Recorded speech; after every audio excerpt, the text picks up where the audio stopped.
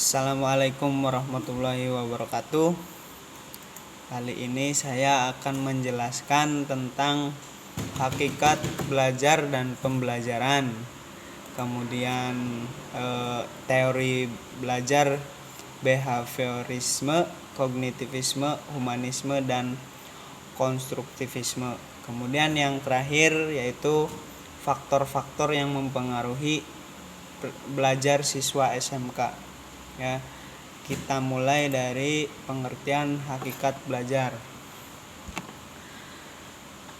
Hakikat belajar pada dasarnya adalah masalah setiap orang. Dengan belajar maka pengetahuan, keterampilan, kebiasaan, nilai, sikap, tingkah laku dan perbuatan manusia akan terbentuk, disesuaikan dan dikembangkan.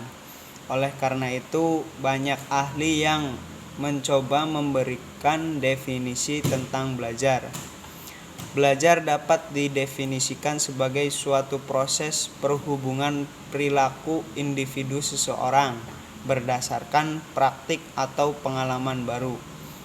Perubahan yang terjadi bukan karena perubahan secara alami atau karena menjadi dewasa yang dapat terjadi dengan sendirinya.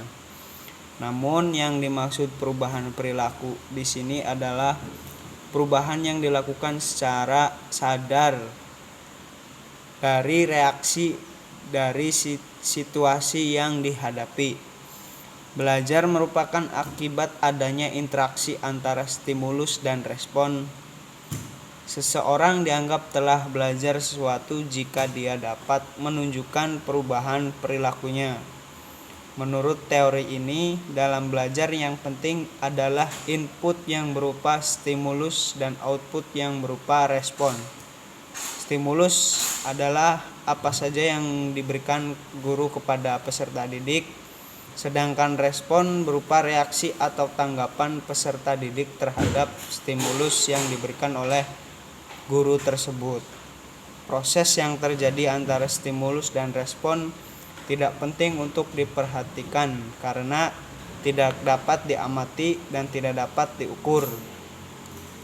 Yang dapat diamati adalah stimulus dan respon. Oleh karena itu, apa yang diberikan oleh guru atau stimulus dan apa yang diterima oleh peserta didik atau juga respon harus dapat diamati dan diukur.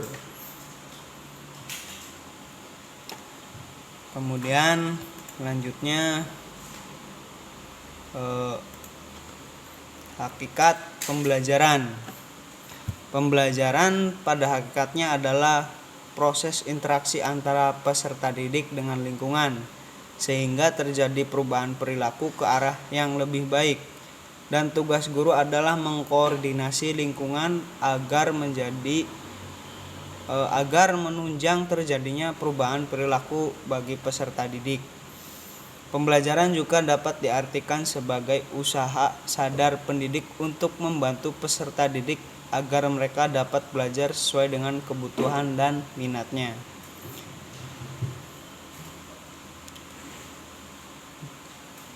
Di sini peserta didik berperan sebagai fasilitator yang menyediakan fasilitas dan menciptakan situasi yang mendukung peningkatan kemampuan belajar peserta didik.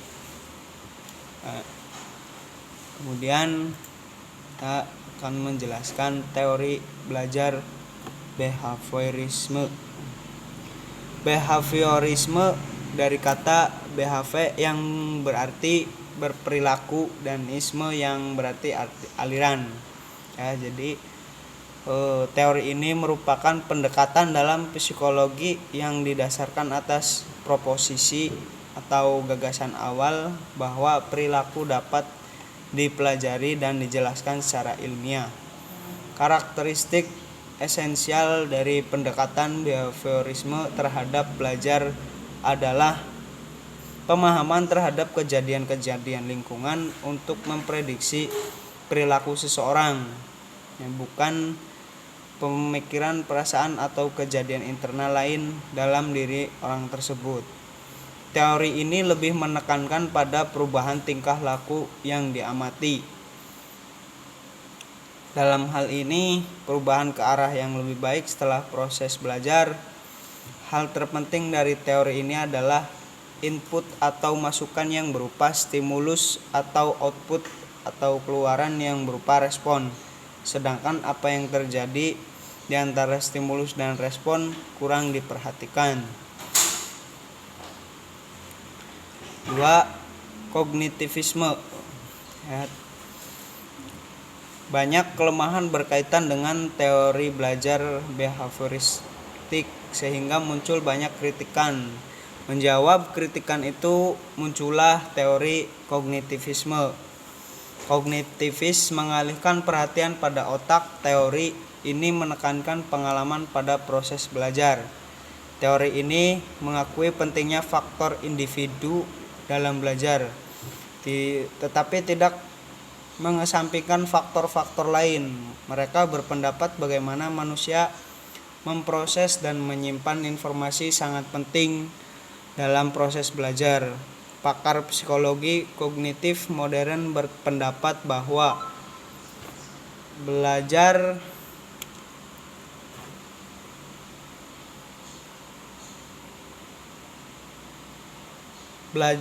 melibatkan proses mental yang kompleks termasuk memori, perhatian, bahasa, pembentukan konsep, dan pemecahan masalah. Mereka meneliti bagaimana manusia memproses informasi dan membentuk representasi mental dari orang lain, objek, dan kejadian. Selanjutnya, teori humanisme.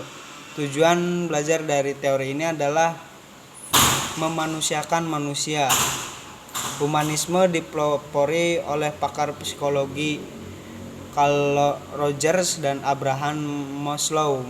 Menurut Rogers, semua manusia yang lahir sudah membawa dorongan untuk meraih sepenuhnya apa yang diinginkan dan berperilaku dalam cara yang konsisten menurut diri mereka sendiri.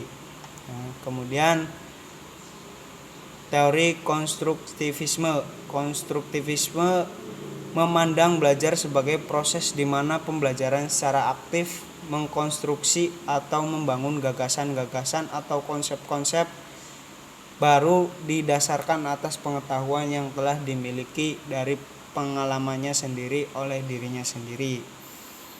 Dengan demikian, belajar menurut konstruktivisme merupakan upaya keras yang sangat personal.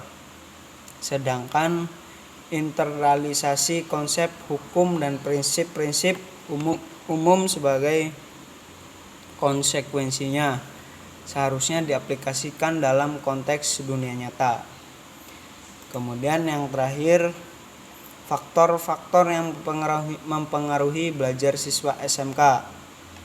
Faktor yang mempengaruhi prestasi belajar dapat digolongkan ke dalam dua hal, yaitu faktor internal yang bersumber dari siswa dan faktor eksternal yang bersumber dari luar siswa.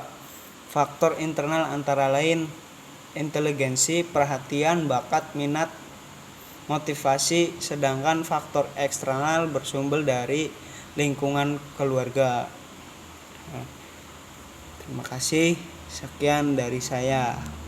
Wassalamualaikum warahmatullahi wabarakatuh.